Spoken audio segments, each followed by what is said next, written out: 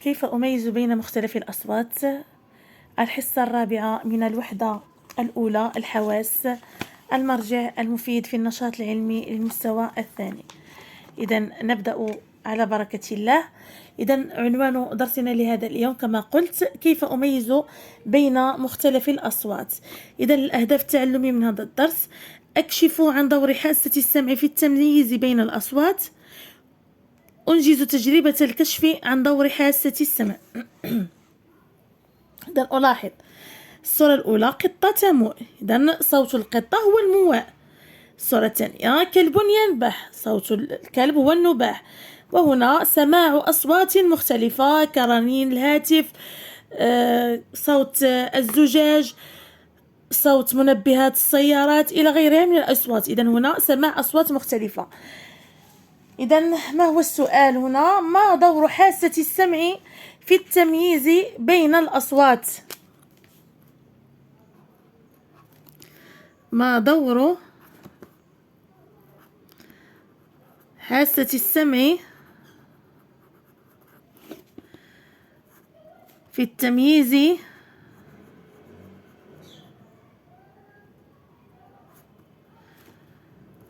بين الأصوات؟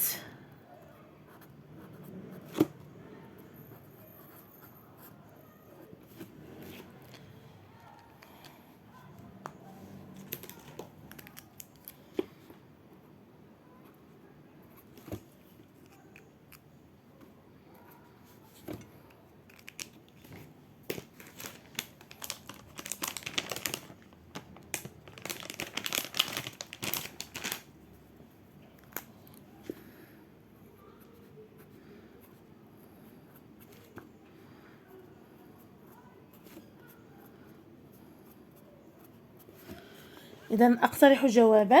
إذا حاسة السمع مثلا أستطيع التمييز بين مواء القطة ونباح الكلب. إذا حاسة السمع تسمح بالتمييز بين مختلف الأصوات. إذا حاسة السمع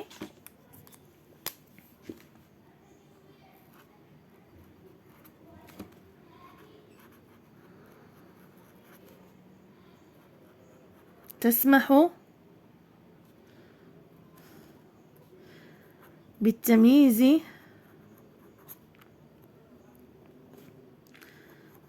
بين مختلف الأصوات.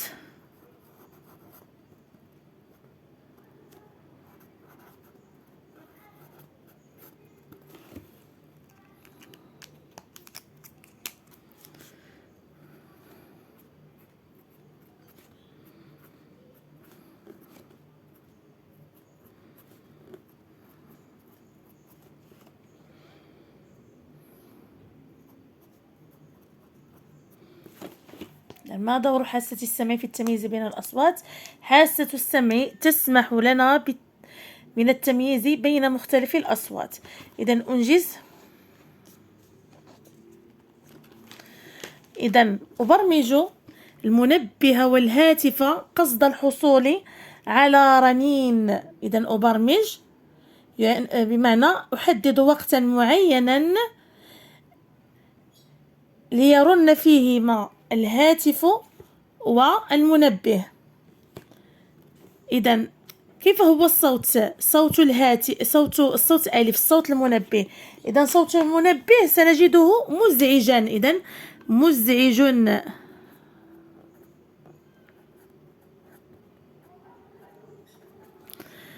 وصوت باء اللي هو صوت الهاتف صوت مريح شيئا ما. إذن صوت لطيف.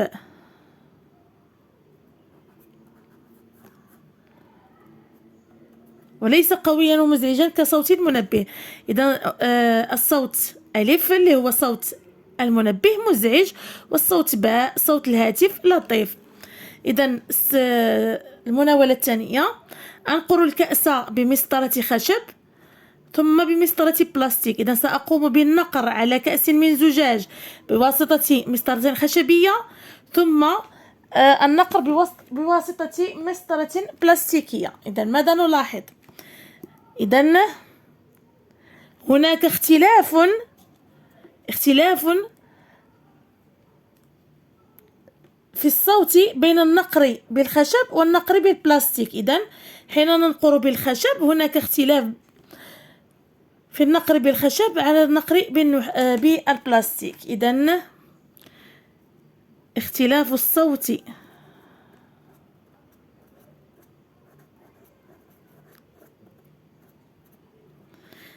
الصوت بين النقر بالخشب والنقر بالبلاستيك. ماذا نستخلص؟ إذن تسمح حاسة السمع، إذن تسمح حاسة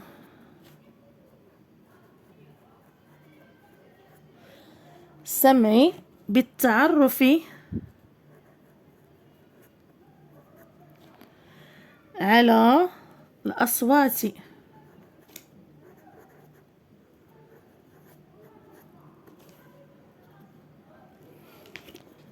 تمكن حاسة السمع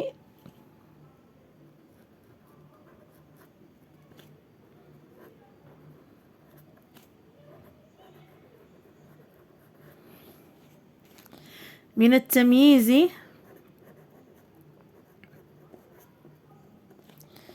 بين عدة أصوات.